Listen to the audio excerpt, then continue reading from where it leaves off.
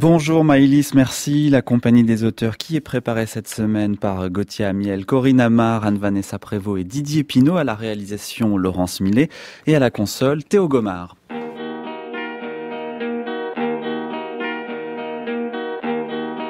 La compagnie des auteurs, Mathieu Garrigou-Lagrange.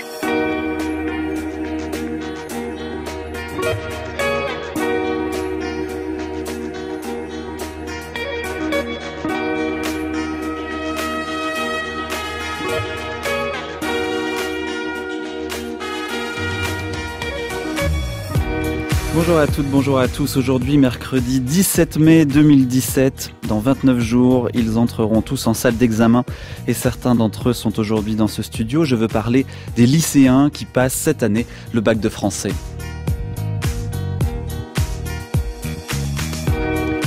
Alors vous le savez maintenant, si vous nous suivez depuis le début de la semaine, l'épreuve écrite du bac de français ne comporte pas de texte au programme à proprement parler, mais des grands thèmes appelés objets d'étude.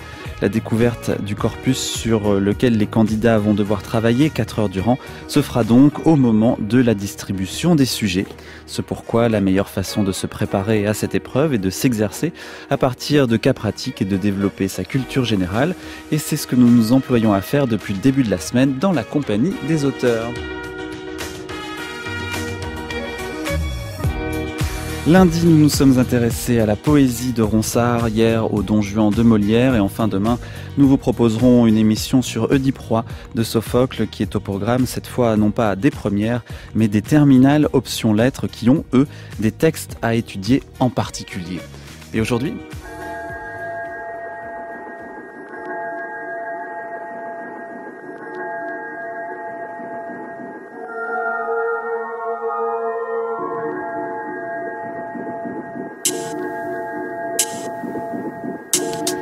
Aujourd'hui, nous faisons le point sur L'étranger de Camus. On s'intéressera également à l'exercice de l'écriture d'invention. Pour ce faire, je suis en compagnie de Pierre-Louis Rey, professeur de littérature à l'Université Paris 3 et auteur d'un profil sur l'étranger chez Hatier. Également présents, quelques élèves de la classe de français d'Aurélia Tamburini du lycée Voilhomme d'Aulnay-sous-Bois. Bienvenue à tous, voici la compagnie des auteurs.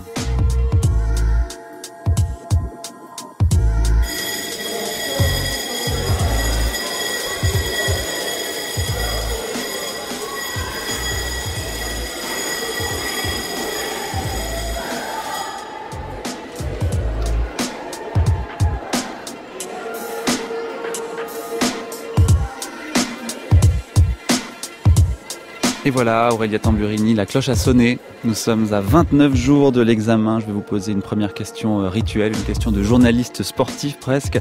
Dans quel état d'esprit est votre classe à l'approche de l'épreuve ?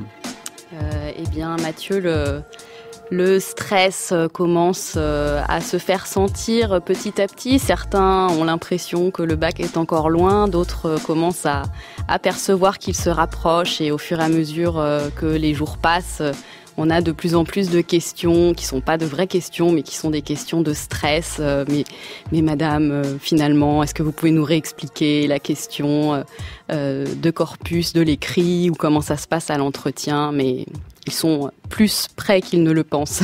C'est quoi les plus grosses difficultés psychologiques alors justement à un mois de l'épreuve ? Je crois que c'est de saisir l'intégralité de l'année, de se dire il faut que je revoie tout, comment on s'y prend. C'est vrai qu'on essaie de leur donner différentes échéances pendant l'année pour justement éviter de se retrouver à un mois du bac en ayant l'impression qu'il faut tout reprendre, mais malgré tout, c'est vrai que c'est un gros travail de révision qui les attend sur une année qui a été très riche, très dense et qu'il faut reprendre pour se sentir prêt.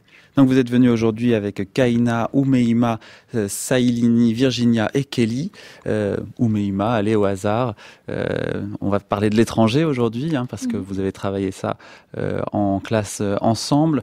Quelles te semblent être les difficultés de l'approche de ce texte-là, l'étranger ?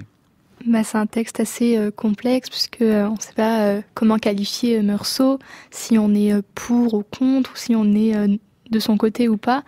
Du coup, c'est assez difficile d'émettre un point de vue sur l'ensemble de l'œuvre. Est-ce que le fait que ce soit un roman qui n'est pas très ancien par rapport à une littérature plus classique change quelque chose pour toi ?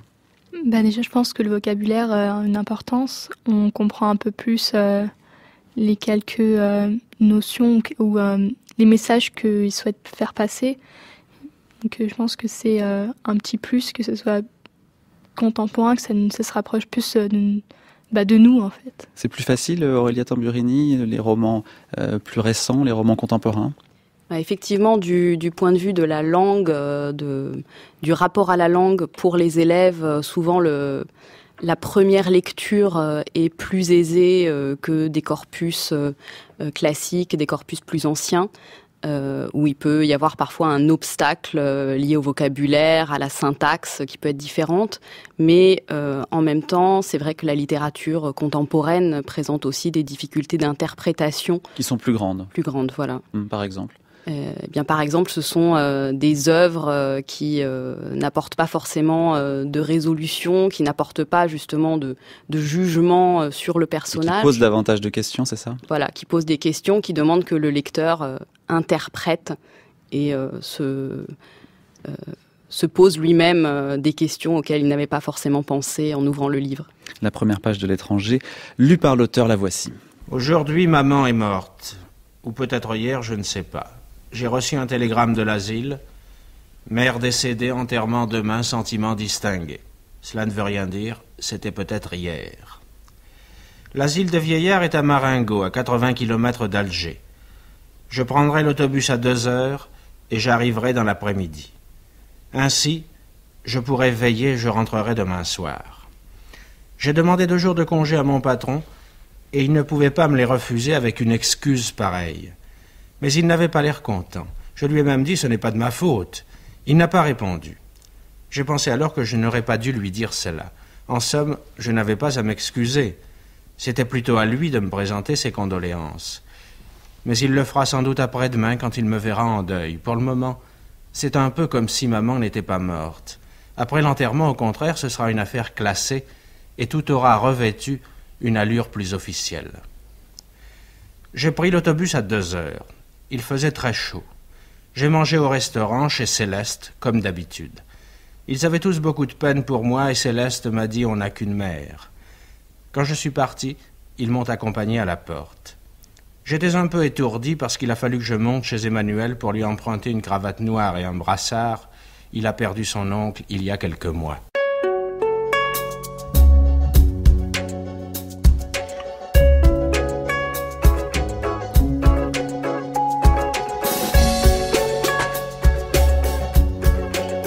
Ça fait quelque chose, Virginia, d'entendre ce texte lu par celui qui l'a écrit, Albert Camus ?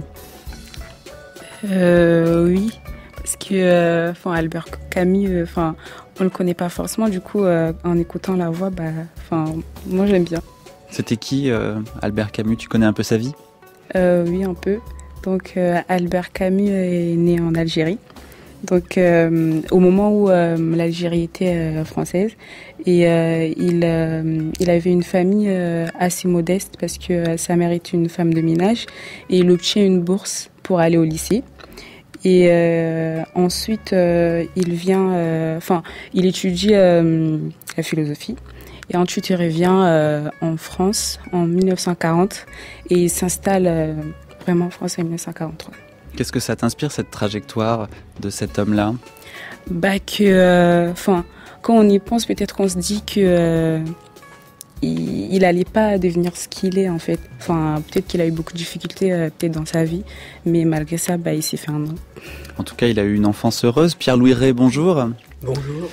Né en 1913, évidemment, c'est primordial de dire d'abord qu'en effet, il est né en Algérie quand il s'agit de mettre un préambule à l'étude de ce livre, L'étranger. Il n'a pas connu son père, qui est mort un an après sa naissance, à la guerre.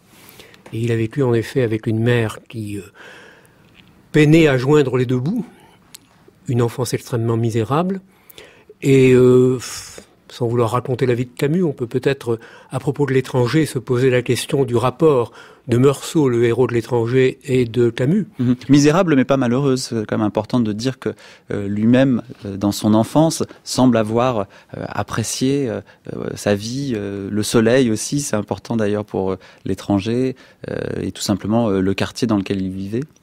Il dira plus tard à son professeur Jean Grenier, « Je n'ai pas eu une enfance aussi malheureuse que cela ». Et j'ai l'impression que dans ses romans, c'est le cas notamment de son dernier roman, Le Premier Homme, il valorise les richesses naturelles, le soleil, la lumière, etc. Qu'il ait pu souffrir tout de même, dans son enfance de pauvre, d'être privé de certains plaisirs, on le devine ici ou là. Et en tout cas, oui, le mot misérable ne convient pas, car il a su distinguer lorsqu'il est allé en Kabylie, et c'était à peu près à l'époque où il commençait à écrire L'étranger. Il a vu, c'était un reportage qu'il a fait pour le journal auquel il collaborait, Alger Républicain, il a vu ce qu'était la vraie misère. Il a toujours distingué la misère et la pauvreté. Il a été pauvre, mais pas misérable ou miséreux, en effet. Et alors, le fait qu'il soit né en Algérie, qu'il ait écrit ce roman en Algérie, peut-être qu'il l'a-t-il terminé en France, mais en tous les cas, il le commence en Algérie. L'action, évidemment, se passe en Algérie. Quelle est l'importance? Qu'est-ce que les lycéens peuvent retenir, finalement, de cette coïncidence-là, Pierre Legret? Il est probable que Camus n'a pas voulu donner une signification étroitement politique à son roman. Il y a eu des critiques après la mort de Camus, des critiques anglo-saxons en particulier, qui souvent connaissaient mal la réalité de l'Algérie coloniale et qui ont voulu faire de la fable de l'étranger le meurtre du colonisé par le colonisateur, jusqu'à reporter sur Camus une sorte de responsabilité qu'il aurait vis-à-vis des Arabes, comme on dit. On dit les Arabes, il y avait des Kabyles aussi, mais c'était le langage courant de la part des colonisateurs de les désigner par les Arabes, ce que fait Camus. Celui qu'il tue, c'est peut-être un berbère, on n'en sait rien, mais on dit les Arabes. Alors on a un peu considéré que Camus représentait le colonisateur et qu'il s'accusait peut-être, au travers du meurtre de l'Arabe, de ce qu'avait été le crime des Français. Il n'y avait sans doute pas d'intention politique, mais les œuvres ont un sens indépendamment de celui que l'auteur a voulu leur donner. Et c'est vrai qu'avec le recul, surtout, on ne peut pas ne pas voir la situation de l'Arabe comme celle d'une victime, et pas d'une victime choisie au hasard. Vous avez eu la gentillesse de citer tout à l'heure le profil que j'ai écrit il y a maintenant 47 ans. J'ai dit qui est toujours d'actualité, vous voyez, et réédité régulièrement. Avec quelques bêtises que je ne dirai plus. J'ai dit à l'époque que, au fond, il y avait 9 Arabes pour un Européen en Algérie et qu'il y avait 9 chances sur 10 pour qu'il tue un Arabe. Non, oui, statistiquement, c'est vrai, mais littérairement, peut-être pas. Ça fait sens qu'il tue un Arabe. Et je crois que l'étranger, c'est avant tout le problème de l'incommunication, car les Arabes et les Français, dans le roman comme dans la vie réelle, ne se parlent pas. Meursault s'avance vers l'Arabe. S'ils s'étaient parlé, ils n'auraient pas tiré. Mais ils ne se parlent pas. C'est l'incommunication des deux communautés. Aurélia Tamburini, est-ce que l'histoire, la connaissance de l'histoire est importante quand on enseigne aux élèves un livre comme L'étranger? Est-ce que vous revenez là-dessus? Alors on y revient forcément un peu puisqu'on demande au bac aux élèves d'être capables quand même de situer les œuvres dans leur époque, dans leur mouvement littéraire, etc. Après c'est vrai qu'il y a certaines œuvres pour lesquelles l'histoire est plus importante que pour d'autres. Et c'est vrai que pour L'étranger de Camus, on ne peut pas vraiment faire l'impasse sur cette question de l'Algérie française, de la colonisation. En même temps, c'est un petit peu difficile parfois pour les élèves parce que c'est une période historique qu'ils voient plutôt en terminale. Ça ne correspond pas complètement à leur programme d'histoire de première. Donc voilà, on essaie d'en parler, de partir aussi de leurs questions. Qui sont nombreuses là-dessus ? Oui, qui sont assez nombreux, surtout que, comme on l'a dit, c'est un roman qui soulève beaucoup de questions. Et c'est vrai que notamment la manière dans le texte dont le personnage victime de Meursault est désigné, l'Arabe, sans qu'on connaisse jamais son identité, sans qu'on sache rien de lui, ça peut paraître choquant. Et il est important de prendre le temps d'en parler pour essayer de comprendre ce qu'a voulu dire Albert Camus derrière cette absence d'identité du personnage. Finalement. Cela dit, l'absence de l'identité du personnage, on la retrouve, Pierre-Louis Rey, pour beaucoup d'autres personnages. Meursault, par exemple, n'a pas de prénom. C'est d'une certaine manière un manque aussi d'identité. C'est une manière d'être étranger. Le prénom indique la familiarité et le fait qu'il n'ait pas de prénom semble indiquer que Marie elle-même, qui ne l'appelle jamais par son prénom, lui demeure étrangère. On reviendra peut-être sur la signification du titre de l'étranger. Je voudrais dire tout de même que oui, l'arabe n'a pas de nom. Mais comment pourrait-il en avoir un, puisque tout est vu à travers Meursault? Meursault tire sur un arabe. Qu'il ne connaît pas. Il ne lui demande pas son nom avant de tirer sur lui. Donc le lecteur ne le sait pas. Et certains ont remarqué que cet arabe est enterré. Du moins on peut l'espérer. Il n'en est jamais question. Forcément, Meursault est arrêté aussitôt après son meurtre. Et nous ne connaissons pas les événements autrement que par ses yeux, donc l'arabe demeure lui aussi à sa façon un étranger. Aurélia Tamburini ? Oui, c'est effectivement une notion importante à souligner pour les élèves, c'est la question du point de vue dans l'œuvre littéraire, de manière générale sur l'objet d'étude qu'est le roman, et donc le personnage de roman du XVIIe siècle à nos jours, pour citer précisément l'objet d'étude du bac. Toujours identifier qui parle. Voilà, la question du point de vue est essentielle. Et là, avec L'étranger de Camus, on a affaire à un roman qui est entièrement écrit au point de vue interne, puisque le roman est à la première personne. C'est Meursault qui nous raconte une partie de son histoire, mais du coup, on a seulement accès au point de vue de Meursault. Et on n'est jamais trop sûr que le point de vue de Meursault soit la vérité, finalement.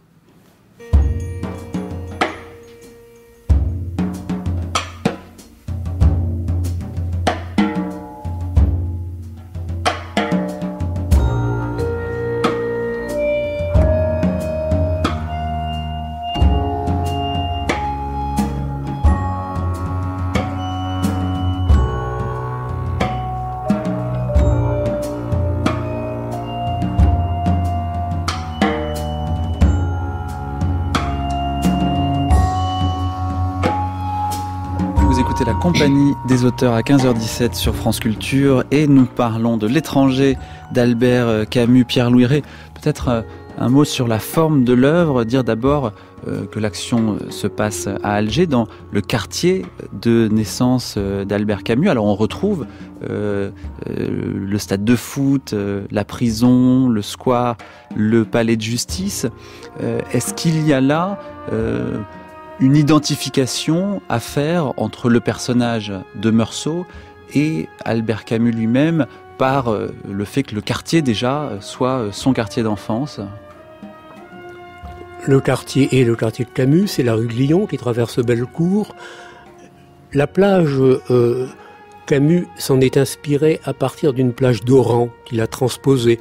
Bon, enfin, peu importe, l'essentiel du roman se passe en effet à Alger, et plus particulièrement dans le quartier de Bellecour. Est-ce que Meursault est un autre Camus? Est-ce que c'est un Camus possible? On se dit que oui, lorsque Meursault dit qu'il a poursuivi des études, on ne sait pas lesquelles, mais il a l'air tellement demeuré dans sa manière de voir les choses, on a du mal à imaginer qu'il ait pu être étudiant à un certain moment. Il a poursuivi des études et il a dû les abandonner. Alors Camus n'a abandonné ses études que plus tard, à cause de sa tuberculose. Et je ne peux pas m'empêcher de penser que Camus se dit que s'il n'avait pas suivi d'études, s'il n'avait pas été l'être cultivé qu'il est devenu, Meursault était une possibilité qui n'est pas une possibilité horrifique, à l'exception bien sûr de la tragédie qui tombe sur la tête de Meursault au moment où il tue l'arabe. C'est vraiment une tragédie, et la tragédie peut tomber sur tout le monde. Mais Camus, à d'autres moments, a montré son empathie, mais aussi presque son admiration pour ces Français d'Algérie, qui ne vivaient que de la mer et du soleil, qui ne profitaient que des richesses naturelles, qui étaient des barbares, dit-il. Des barbares qui pourraient construire une civilisation. Alors Meursault, c'est un autre lui-même. Alors la vie de Meursault ne vaut pas celle de Camus. Mais à plusieurs reprises, dans le mythe de Sisyphe en particulier, Camus dit qu'une vie en vaut une autre. Il n'y a pas de hiérarchie à faire entre les plus grands intellectuels et ceux qui simplement profitent des plaisirs de la mer. Mais Meursault n'est peut-être pas un idéal type du français d'Algérie de l'époque. Peut-être que Camus s'intéresse à sa particularité en tant qu'individu. Il n'est pas tout le monde, Meursault. Il est même bien différent de tout le monde. Meursault est différent de tout le monde au point que Camus a dit dans la préface qu'il a donnée à l'édition américaine de l'étranger qu'il était le seul Christ que nous méritions. Ce qui nous laisse un peu perplexes, un Christ meurtrier. Ça veut dire quoi, ça, le seul Christ que nous méritions? Je crois que Camus, qui a toujours réagi défavorablement au mensonge dans lequel vivait la société, y compris le mensonge en politique, à l'époque où il compose l'étranger, il parle de ce langage faux qu'ont les hommes politiques, la langue de bois, comme on dirait aujourd'hui. Et il y a une phrase qui est souvent citée de Camus, « Mal nommer un objet, c'est ajouter au malheur de ce monde ».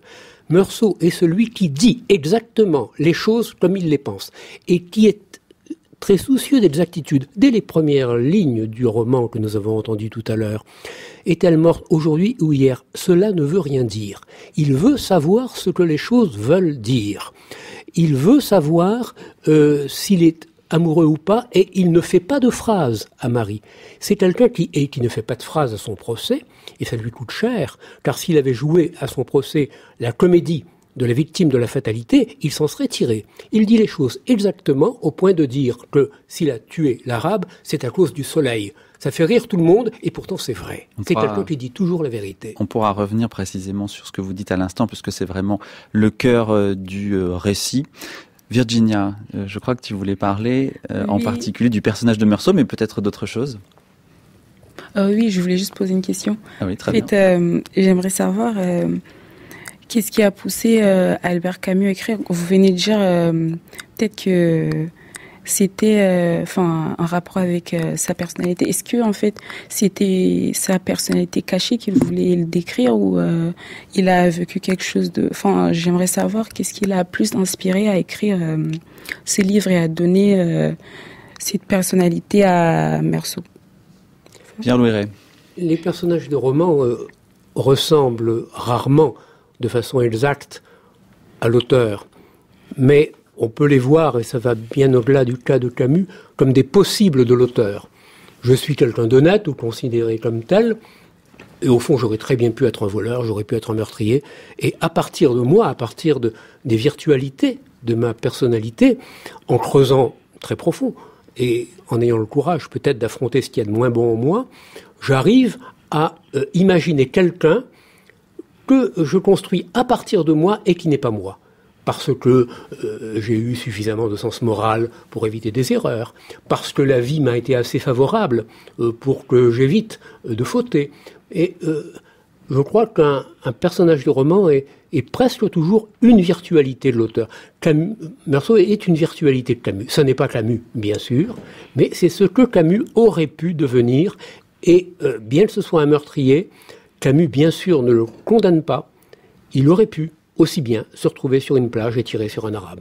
Et en même temps, une autre manière de répondre à la question de Virginia, c'est peut-être de dire, ou de citer ce que Camus a dit dans ses carnets, l'œuvre est un aveu.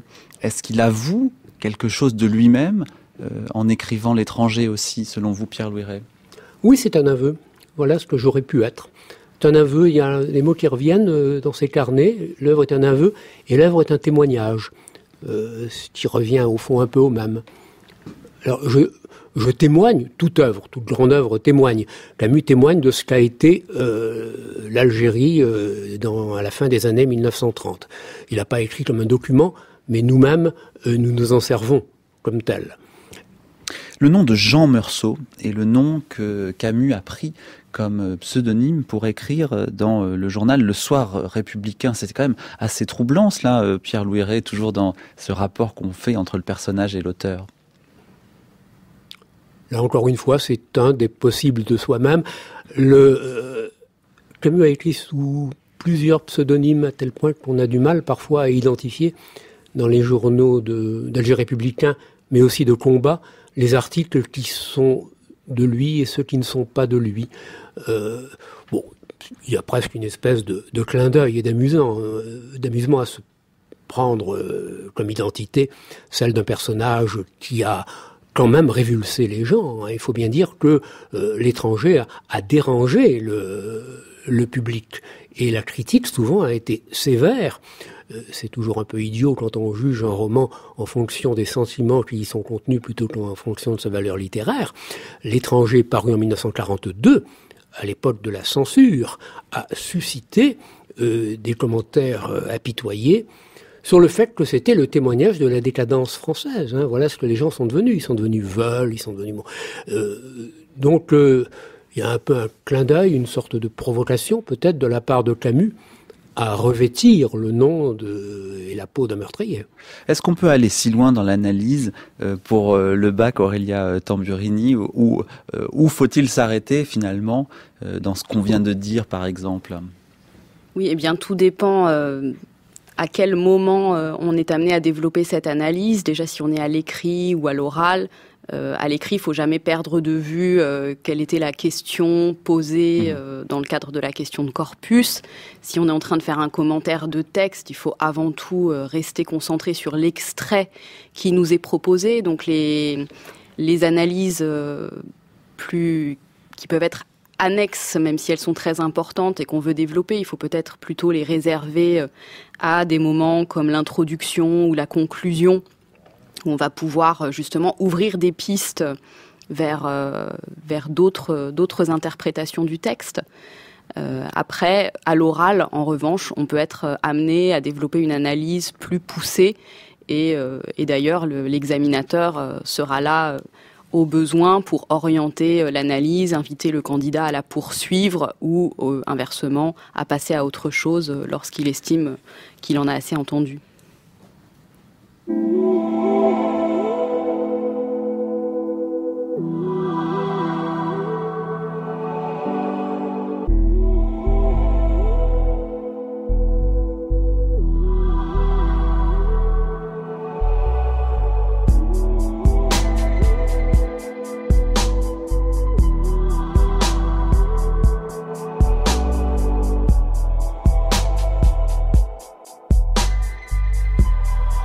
Alors continuons à étudier ce texte. Traditionnellement, en classe de français, on s'intéresse aux questions de temporalité, à la durée de l'action. J'imagine que vous aussi, Aurélia Tamburini, vous vous êtes intéressée à ces questions-là avec vos élèves. Oui, la question du temps, du récit est importante. Dans le cas de l'étranger, on a un récit qui est très linéaire. Meursault revient très rarement en arrière, même si justement il y est invité dans la deuxième partie de l'œuvre, au moment de son procès, peut-être à revenir sur certains faits. Et justement, il va se remémorer l'enterrement de sa mère lorsqu'il réalise qu'on commence à le juger par rapport à son comportement à ce moment-là. Mais voilà, c'est une question intéressante à se poser de quelle est la temporalité du récit. Est-ce qu'il y a des retours en arrière, des anticipations de ce qui va venir après? Et puis d'autre part, dans le texte, il faut aussi toujours penser à s'intéresser aux temps verbaux qui sont employés, parce que la temporalité, elle passe justement par les temps verbaux.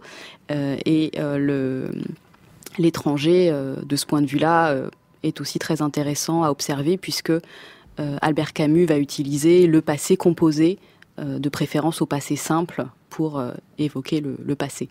Oumeima ? Oui, je pense qu'il utilise le présent, le passé composé, pour chercher un effet de réel, d'actualité, pour, je pense, plus sensibiliser, d'exposer la scène, tout en racontant quand même quelque chose qui s'est passé avant. Mais le fait d'avoir mis je pense que d'avoir mis le présent, d'avoir mis le passé composé, ramène ce réel, ce retour en fait à ce qui s'est vraiment passé au moment où Meursault. Une façon de rapprocher la scène du lecteur, c'est ça ? Oui, je pense que peut-être que ça devrait être ça. Kaina ? Meursault, il parle au présent. Donc, en fait, on peut faire un lien, je pense, entre le personnage et le lecteur, parce que donc Meursault, c'est un personnage, mais c'est avant tout un humain.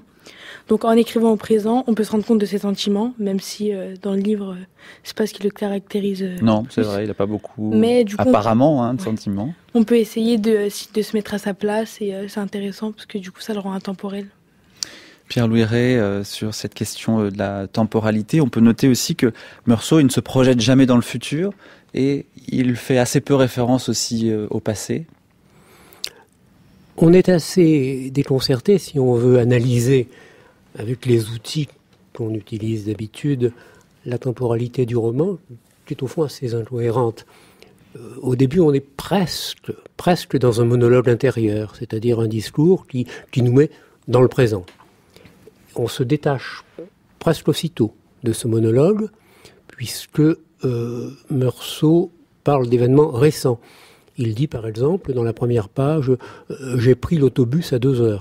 Il ne dit pas « je prends l'autobus », j'ai pris. Donc on se décolle un tout petit peu du présent. Et puis on s'en décolle toujours un peu plus, progressivement, en étant quand même, chapitre après chapitre, dans une temporalité qui est en gros celle du présent. Et à partir de la deuxième partie, lorsqu'il est en prison, le récit devient davantage récapitulatif. On peut dire en un sens assez naturellement, puisque en prison, il se passe presque rien. Et en prison, on est davantage amené à récapituler la journée qu'on a passée, voire les semaines qu'on a passées, plutôt que de décrire ce qu'on est en train de vivre en ce moment. Oui. Mais il y a une sorte de glissement, et si on veut juger les choses d'incohérence entre la première et la deuxième partie, je dirais presque monologue intérieur, puis récit au jour le jour, presque journal. On imagine mal Meursault tenant un journal, mais on est presque dans la perspective de quelqu'un qui tiendrait le soir un journal de ce qu'il a vécu pendant la journée. Et dans la deuxième partie, récapitulation de ce qu'il a vécu dans la journée, dans les semaines et même dans les mois qui ont précédé. À tel point qu'on a pu dire qu'il s'agissait en fait d'un journal fictif qui aurait été écrit par Meursault dans sa cellule. Tiens, c'est peut-être le moment justement d'évoquer rapidement la question du genre. Est-ce une nouvelle, est-ce un roman, est-ce un récit, Pierre-Louis Rey ? Est-ce important d'ailleurs de le savoir ? On a tendance parfois à distinguer récit ou nouvelle et roman par la longueur. Le fait qu'il n'y ait que 150 pages peut faire que l'on a quelques réticences à l'appeler roman. Mais c'est une distinction qui ne tient pas. Adolphe de Benjamin Constant a 150 pages et personne ne rechigne à l'appeler roman. Récit, c'est très souvent dans la littérature française une histoire récapitulative. La Chute, par exemple, que certains d'entre vous ont peut-être eu l'occasion de lire, est davantage un récit parce qu'on se place au point d'aboutissement en récapitulant avec exactitude et en sachant où l'on va ce qui s'est passé. Dans l'étranger, on ne sait pas où on va. Et le propre du roman, encore qu'il soit difficile de l'enfermer dans des définitions, le propre du roman, c'est que c'est un genre narratif ouvert. On ne sait pas où l'on va. Le lecteur ne sait pas qu'il va y avoir un meurtre et ne sait pas la suite. Je crois que, bien qu'on l'ait parfois qualifié de récit, L'étranger est un roman.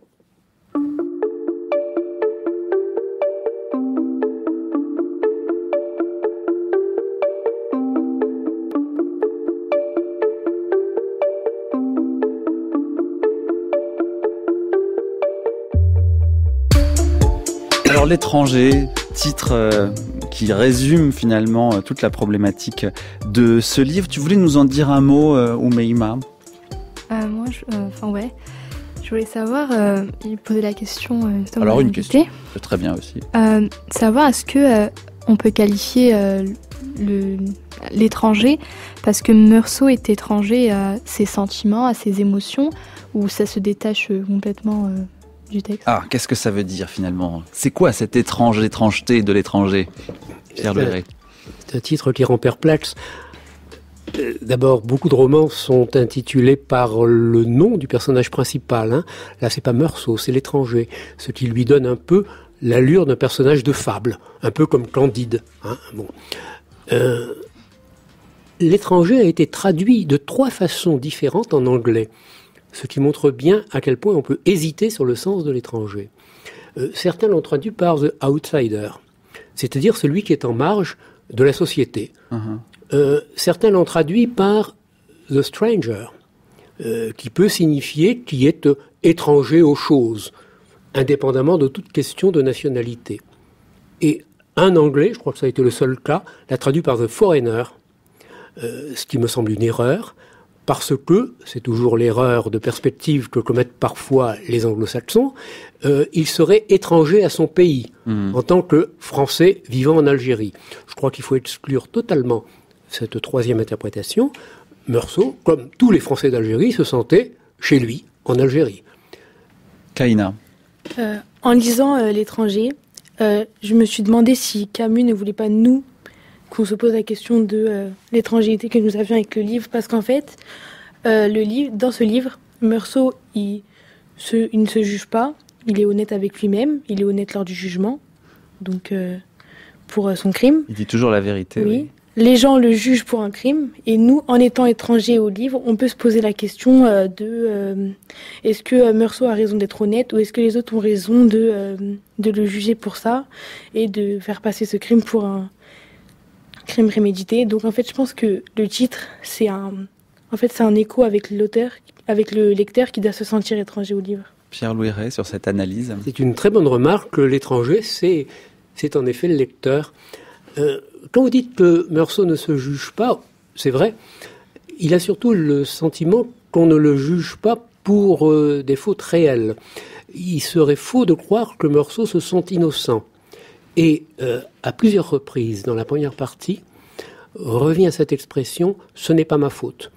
Mon patron a paru m'en vouloir parce que je m'absentais, ma mère est morte, ce n'est pas ma faute. C'est un enchaînement finalement de situations qui le conduit à tuer cet Arabe. Lorsqu'il sort du bain avec Marie, il se rhabille, elle s'aperçoit qu'il a une cravate noire. Elle est un peu choquée. Et il a envie de lui dire « ce n'est pas ma faute ».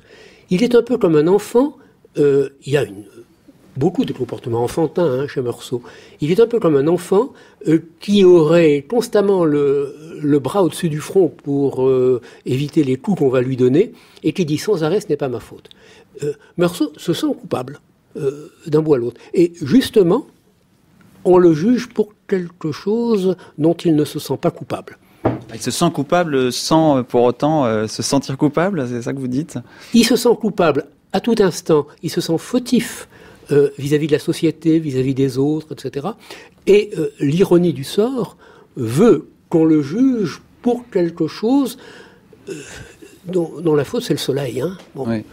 C'est la faute du soleil, c'est pas ma faute. Quand vous dites le soleil, c'est parce qu'à un moment donné, il explique qu'il a été ébloui par le soleil et qu'il est sans doute dépassé par ses sensations, parce que c'est un homme de la sensation, et c'est peut-être là aussi un autre thème important de l'étranger, Pierre-Louis Ray, la question de la sensation. Oui, il a été aveuglé par le soleil, la transpiration débordait de ses sourcils, il voyait à peine la rame lorsqu'il a tiré, la chaleur excessive a fait qu'il n'était plus lui-même. Donc, je le dis parce que parfois ça a été dit, Meursault est celui qui se sent innocent dans le monde. Non, Meursault se sent constamment attentif aux fautes qu'il peut commettre, et encore une fois à des fautes minuscules. Il a une grande conscience morale, il se sent par exemple responsable vis-à-vis de Salamano, le pauvre vieux qui perd son chien. C'est un être très sensible aux autres. J'ai envie de dire, sauf à Marie. C'est un caractère assez bizarre du personnage de Meursault, c'est que Marie, il la désire, il ne l'aime pas, c'est dit. Mais surtout, il lui dit, alors que dans la société telle qu'elle est, logiquement, quand on désire quelqu'un et que cette personne vous demande en mariage, vous ne lui dites pas oui, je veux bien me marier avec toi si ça te fait plaisir, mais en gros, je ne t'aime pas. Donc il y a aussi cette question du rapport avec les conventions sociales que Meursault ne semble pas intégrer, ne semble pas comprendre. Oui, dans la société, dire je t'aime, ça revient à dire je t'aimerai encore demain. Et je me marierai, ça veut dire je te serai fidèle. Et ça, c'est le genre d'engagement que Meursault ne peut pas prendre parce que, comme vous le disiez tout à l'heure, je crois, il vit continuellement dans l'instant. Il n'aime pas Marie, il la désire. Raymond Sintès, son voisin proxénète, a à un moment cette phrase à la fois drôle et atroce, lorsqu'il parle de celle qui est sa protégée, pour parler par euphémisme, enfin la prostituée. Il dit « J'avais encore un sentiment pour son coït ». Meursault, c'est à peu près ça, vis-à-vis de Maria. C'est un coït qui se poétise avec sa chair bronzée, avec ses sandales, etc. Il a un sentiment pour son coït, mais il ne l'aime pas. Aurélia Tamburini. Oui, sur la question de la sensation, des sensations. De cette idée qu'au fond, Meursault, je ne sais pas si on peut dire qu'il revendique, mais en tous les cas, il pose le fait que l'être humain, c'est aussi un être de sensation. Oui, et c'est très important dans le texte de Camus, puisque la question des sensations donne lieu à des phrases descriptives, également des figures de style, pour le coup, très riches. On dit souvent de l'écriture de Camus dans l'étranger qu'elle est simple, qu'elle est neutre, et c'est une fausse simplicité en réalité. Et il me semble que c'est notamment dans le registre des sensations qu'au contraire l'écriture devient la plus riche. Et c'est dans ces moments-là que les élèves peuvent s'appuyer sur une analyse du style, une analyse de détails comme on en attend régulièrement au bac. Donc cette fameuse écriture blanche, qu'est-ce qu'on peut en dire le jour du bac ? Eh bien, il faut en parler, montrer qu'elle passe par une certaine simplicité des phrases ou du vocabulaire à certains moments. Mais l'idéal est de réussir à montrer que c'est un petit peu plus compliqué que ça et que si l'écriture est très simple par certains moments, il y a aussi une recherche de figures justement pour nous faire ressentir ces sensations, la chaleur, le soleil, l'éblouissement, de cette lumière si particulière de l'Algérie qui se fait ressentir dans le texte. Et puis l'idée que le style, l'écriture est en totale correspondance avec le projet d'Albert Camus. Voilà, parce que cette simplicité, c'est avant tout celle de Meursault, dont on a vu qu'il pense simplement, il s'exprime simplement, il ne veut pas justement se cacher derrière des phrases et des effets de style qui reviennent à jouer la comédie, Camus, dans l'une de ses préfaces de l'étranger, la préface de l'édition américaine, dit justement que Meursault est un personnage qui refuse de jouer. Et je pense que c'est une bonne clé pour analyser le personnage.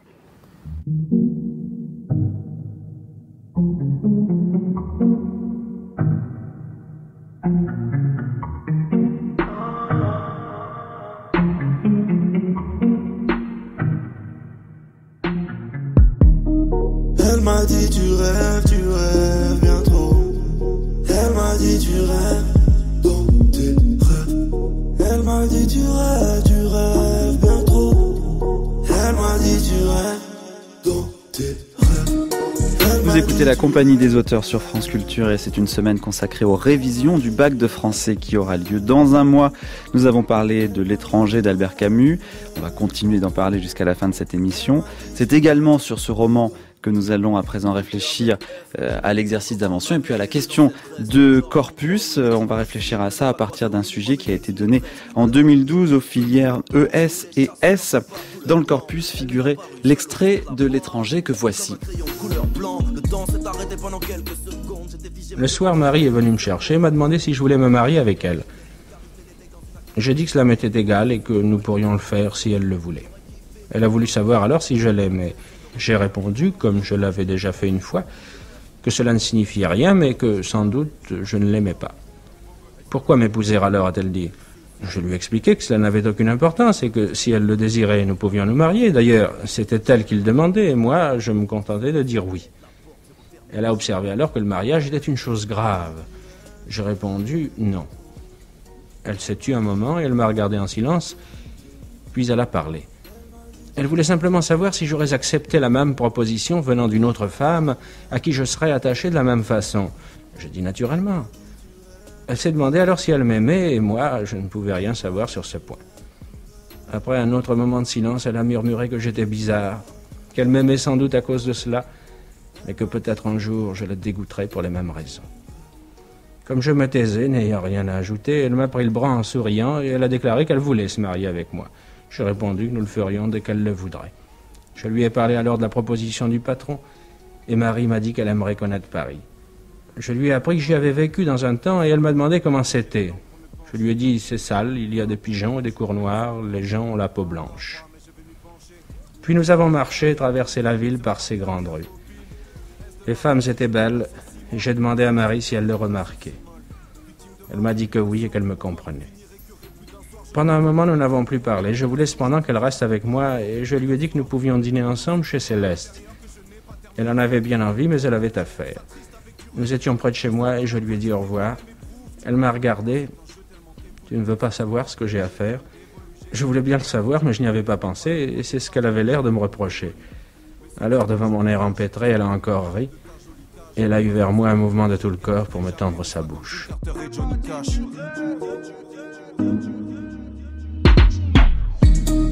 Elle m'a dit tu rêves bien trop. Alors ça, c'est donc l'un des 3 textes qui constituaient le corpus des annales en question. Saïlini, tu vas nous expliquer un petit peu comment tu aurais répondu à la question de corpus qui est, je la lis, vous comparerez ces demandes en mariage en mettant en évidence la façon dont elles caractérisent les personnages des romans suivants, donc les 3 romans dont étaient extraits les 3 textes du corpus, La princesse de Clèves, Pierre et Jean de Maupassant, et donc L'étranger de Camus. Saïlini, comment fait-on dans ces cas-là ?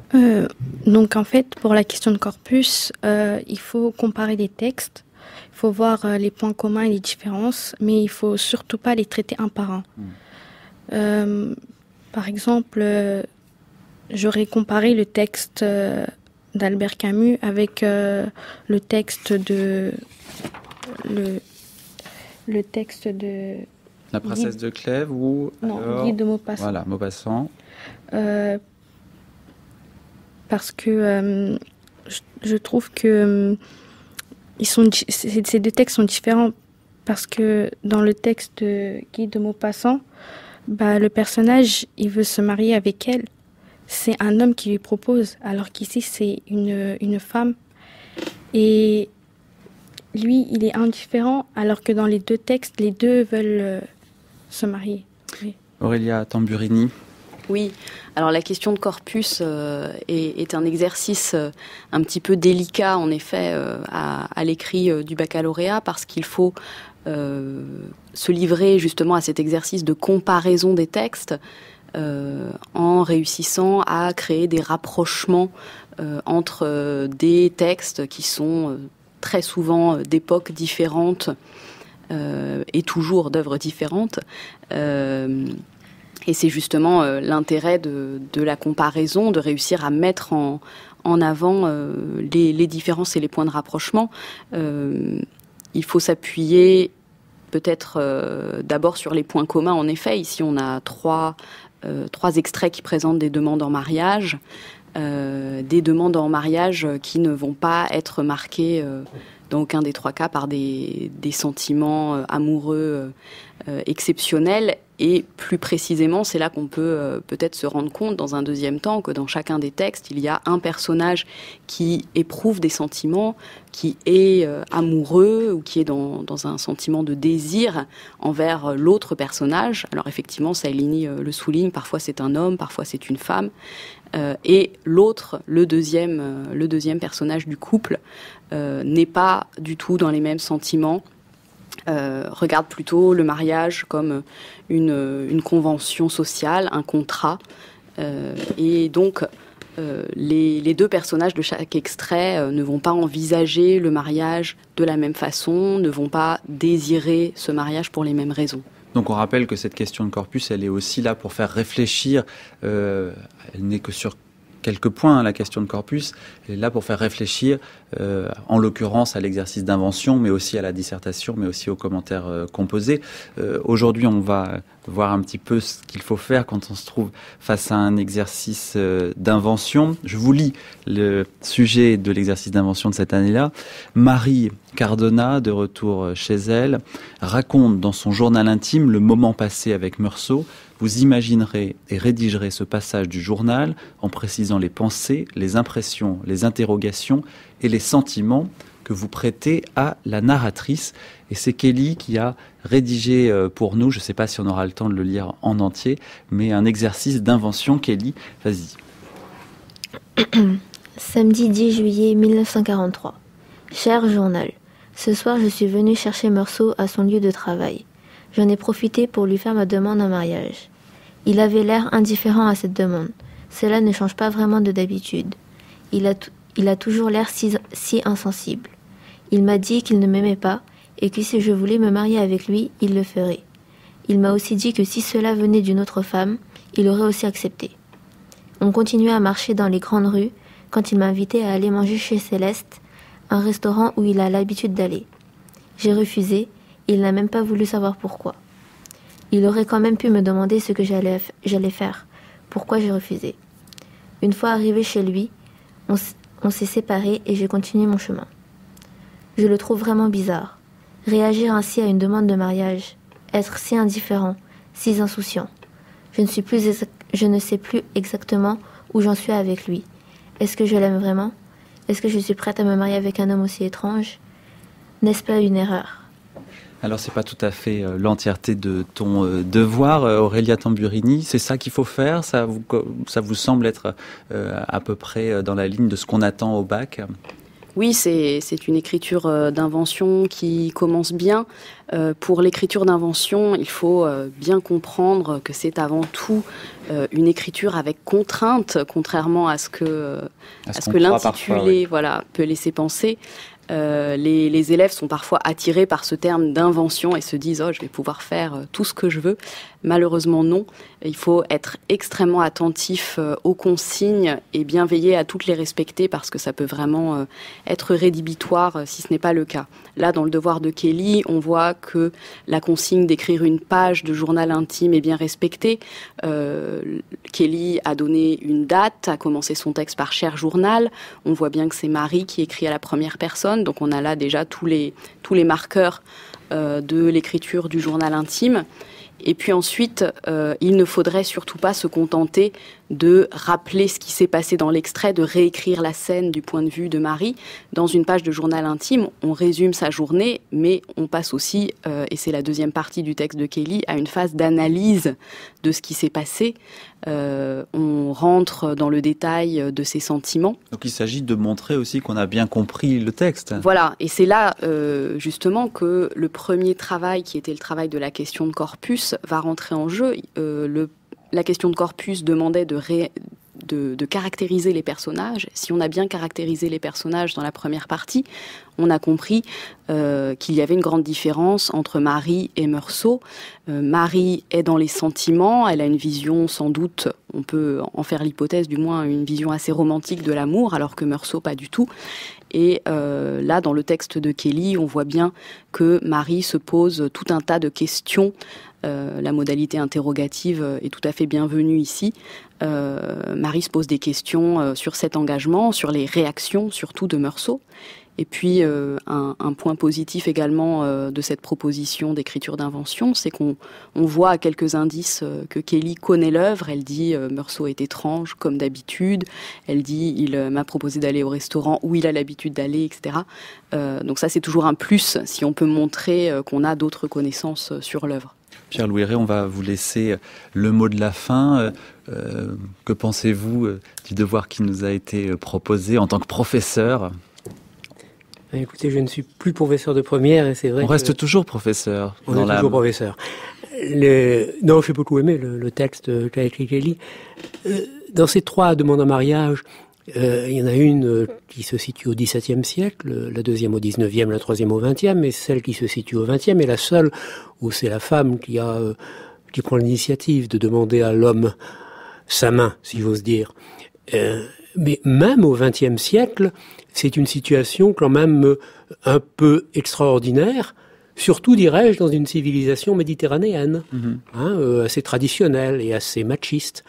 Je trouve le personnage de Marie dans le texte très émouvant, pour le peu qu'on peut en voir. Oumeima, tu fais oui de la tête, en deux mots, pourquoi ?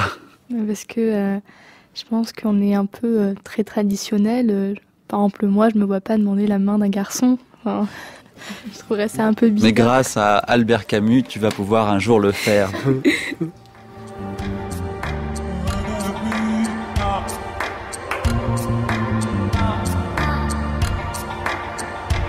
Merci beaucoup Aurélia Tamburini, merci beaucoup à vous toutes, car il n'y avait pas de garçons aujourd'hui autour de cette table. Les élèves du lycée Vuillaume d'Aulnay-sous-Bois, merci évidemment à vous Pierre-Louis Rey d'avoir accepté d'apporter toutes ces précisions à l'œuvre d'Albert Camus, L'étranger. Je rappelle que vous avez donc participé à l'édition d'un coffret en 3 volumes de Camus qui s'appelle La Révolte et qui contient La peste, les justes et l'homme révolté. Tout cela bien évidemment disponible. Demain, dernier épisode de notre semaine bac dédié cette fois au terminal L. Ce sera avec Olivier Maillard et nous parlerons de la pièce de Sophocle Oedipe-Roi ainsi que de son adaptation au cinéma par Pasolini. Mais avant tout cela, comme chaque jour, c'est Jacques Bonafé. Il continue de nous lire cette semaine des poèmes de langue arabe. Bonjour. La rencontre du très jeune poète irakien Khadem Khanjar est issue de l'atelier des littératures arabes en mouvement conçu par Wissam Arbache à l'Institut du monde arabe, qui donne une séance de lecture de rencontre d'auteurs le premier dimanche de chaque mois. Le poème que nous lisons se déclame en langue arabe avec sa force de litanie répétitive, lancinante, ironiquement religieuse. Ha ha ha di, ha ha ha hi. Nous, les Irakiens, depuis l'hélicoptère, les soldats américains jettent à tour d'avant-bras tatoués des tracts sur nos femmes endormies sur les toits. Nous, les Irakiens, tous les jours pour le déjeuner, nos mères servent le sectarisme dans nos assiettes. Nous en mangeons jusqu'à n'avoir que ça à la bouche. Nous, les Irakiens, nous fabriquons des portes de fer à nos maisons pour rouiller derrière elles. Nous, les Irakiens, nous tirons en l'air quand l'un d'entre nous meurt jusqu'à en tuer un autre. Nous, les Irakiens, nous nous battons contre des coqs et nous espillons notre sang. Nous, les Irakiens, aux checkpoints, les chiens militaires se grattent le museau sur nos yeux. Nous, les Irakiens, nous plantons les cimetières devant les maisons. Nous, les Irakiens, nous nous pressons autour du fourgon d'aide alimentaire comme un chapelet brisé à une veillée funèbre. Nous, les Irakiens, nos épaules se resserrent autour du cercueil étroit. Nous, les Irakiens, les mêmes doigts qui, enfants, ont cueilli les cartouches, nous servent désormais à compter les morts. Nous, les Irakiens, nous n'enlevons pas les têtes desséchées sur les grilles des jardins. Nous, les Irakiens, avec le même savon, nous nous lavons les mains avant de manger, et avec le même savon, nous lavons le sang sur nos mains. Nous, les Irakiens, chaque jour, nous arrachons nos années carriées, et nous nous mettons en rang dans un charnier. Nous, les Irakiens, l'été, sous les blocs de béton, nous attendons les bus tels des savates détrempées. Nous, les Irakiens, nous prenons les armes pour oreiller et pour couverture de la pâte d'explosifs. Nous, les Irakiens, un ver qui sommeille dans la paume du monde. 1990. Mon père m'a ramené du Koweït un vélo pour enfants. Gravé sur son guidon le nom Fahd. Peut-être que mon père a tué Fahd et toute sa famille, ou que Fahd a survécu sans famille, ou bien que Fahd vit aujourd'hui avec sa famille sans jambes. Est-ce que Fahd se souvient de son vélo et de son nom qu'il a gravé sur le guidon? 25 ans, et je n'ai toujours pas appris à faire du vélo. À ta place. Je n'étais qu'une sorte de larme qui sortait des 2 roues, et elle coule encore aujourd'hui. Je t'exhorte à me haïr, ou à faire le contraire. Mais tous les deux nous comprenons le sens d'une vie qui commence dans le sang et se termine en lamentation. Court poème de Racha Umran, Douleur. Si quand ils ont sorti mon cœur, ils l'avaient laissé de côté et avaient mis dans cette longue entaille un arbre vert qui ne donne ni fleurs ni fruits, mais tout de même bon à procurer de l'ombre à celui qui a besoin d'ombre, sans que ce qui se trouve sur ses branches ne puisse inviter quelqu'un à tendre la main pour cueillir et lui fasse mal. Dans quelques secondes sur France Culture, il sera 16h et vous continuez de réviser le bac.